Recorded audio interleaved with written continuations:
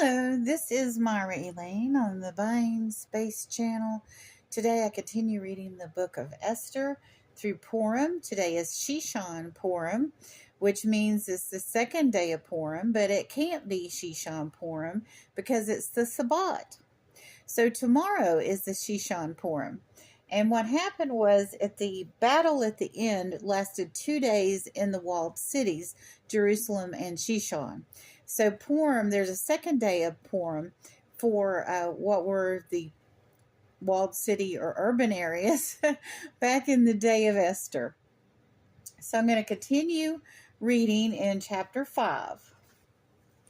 And it came to pass on the third day that Esther was put on her royal apparel. Now this is after 3 days, complete 3 days of fasting from food and water with her maidens and all the Jewish people of Shishan, and placed herself in the inner court of the king's house opposite the king's apartment.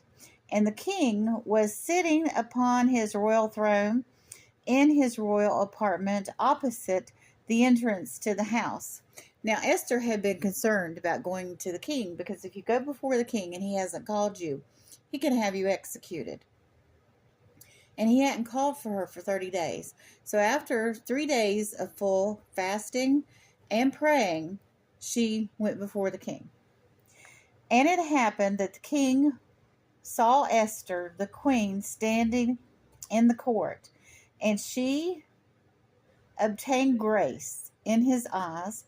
And the king held out to Esther the golden scepter that was in his hand, and Esther drew near and touched the top of the scepter. So the king extended his scepter to whoever came in unannounced.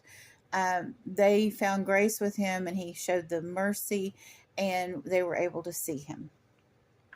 Then said the king to her, "What wilt thou, Queen Esther? And what is thy request? If it be equal to half of my kingdom, it shall be given unto thee." So he was very pleased with Esther at this point.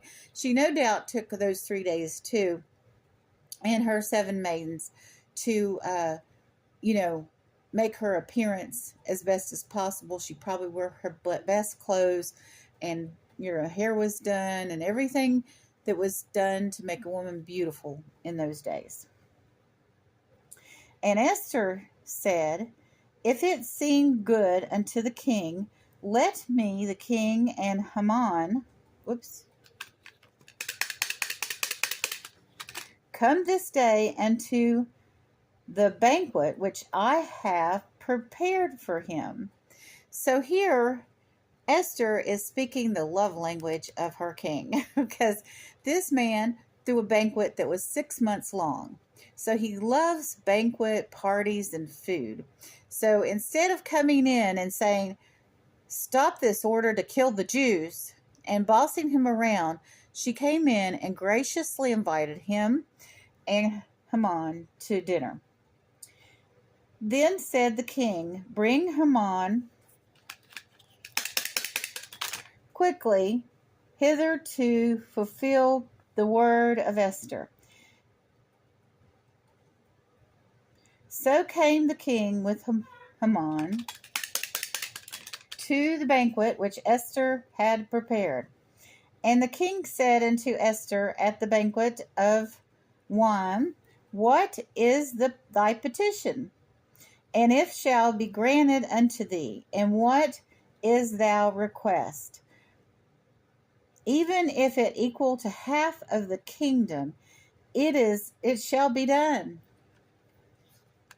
Then answered Esther and said, "My petition and my request are, if I have found grace in the eyes of the king, if it be pleased the king to grant me my petition and fulfill my request, that the king may come with Haman to the banquet which I will prepare for them, and tomorrow I will do according to my word of the king.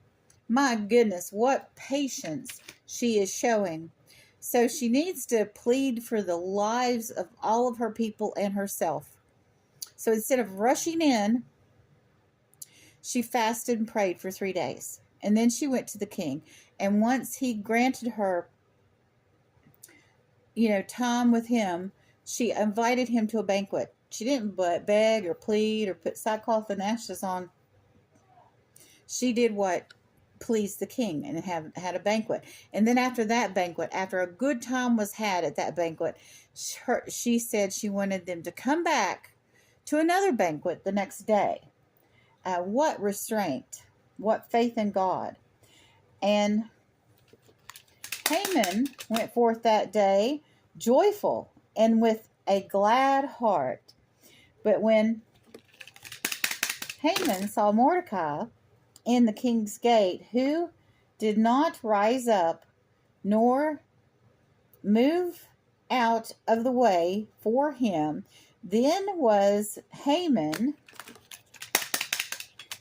filled against Mordecai with fury.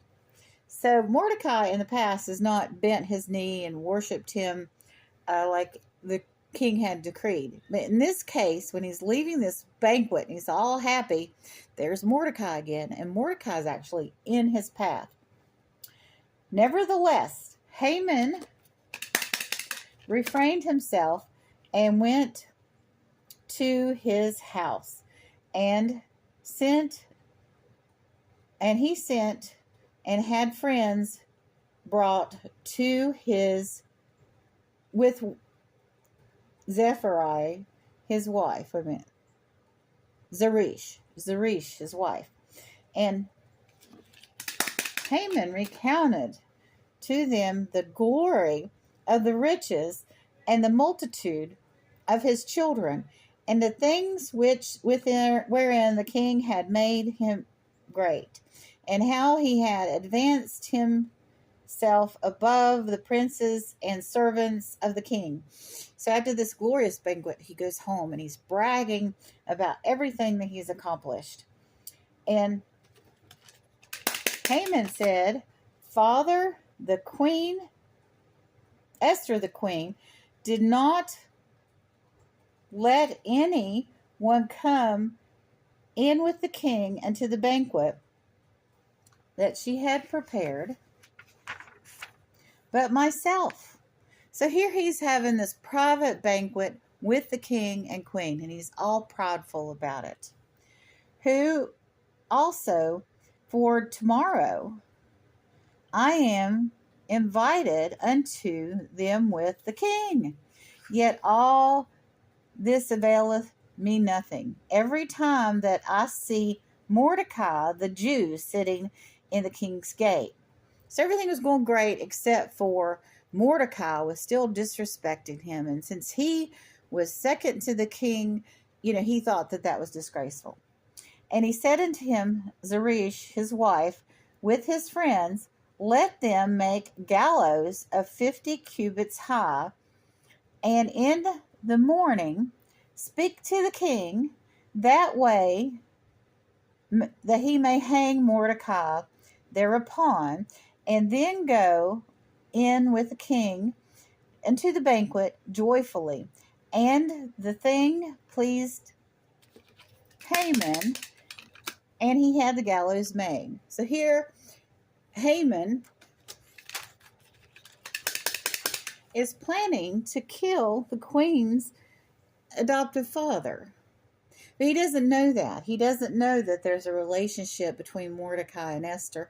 And he doesn't know that Esther is a Jew. And he plotted to have the Jews all exterminated with the king. And the king doesn't know his queen is a Jew. So this is about to turn around. In the night sleep fled the king, and he ordered to bring in the book of memorable events of the Chronicles, and they were read before the king.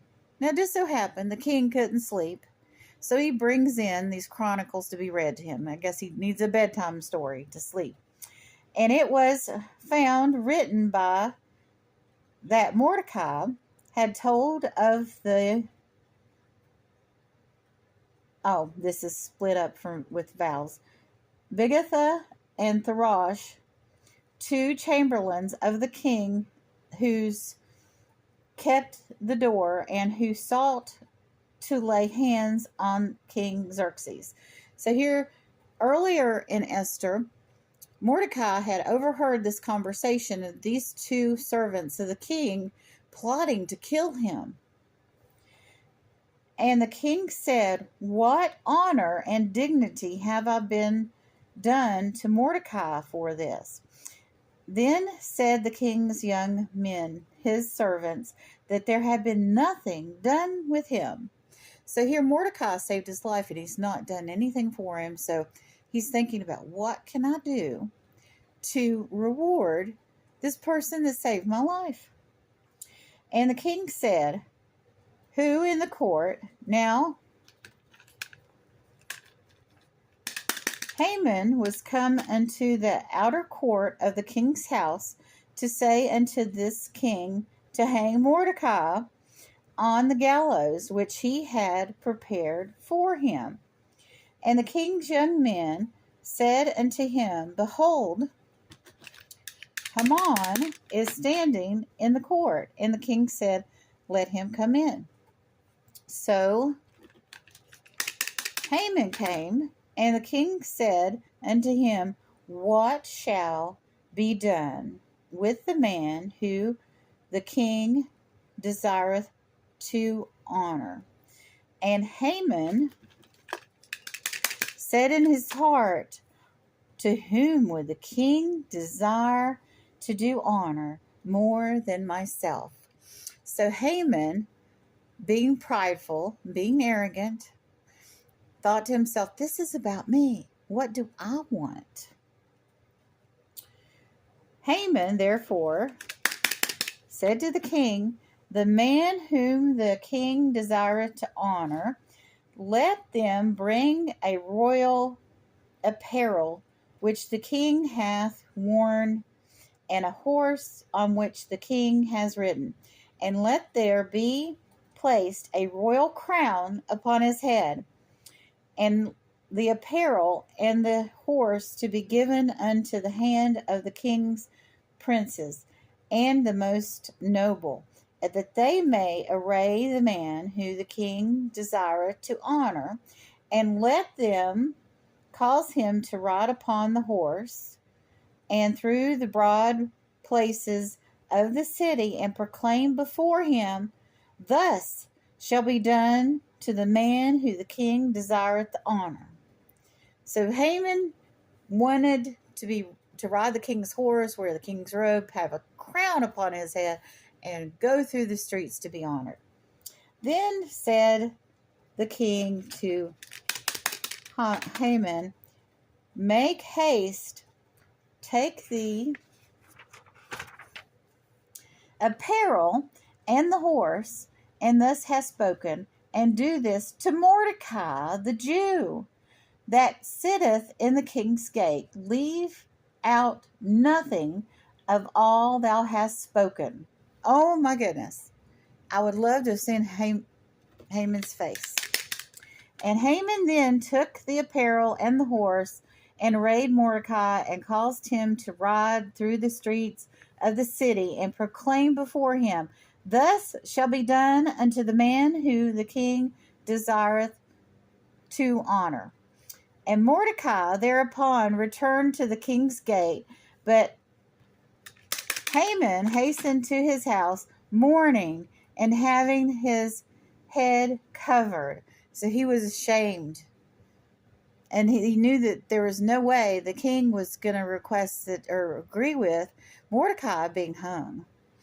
And Haman related this to Zeresh, his wife, and all in his friends that had befalled him, and said unto his wise men and Zeresh, his wife, "If Mordecai, before whom thou hast begun to fall, be of the seed of the Jews, and thou wilt not prevail against him, but thou wilt surely fall before him.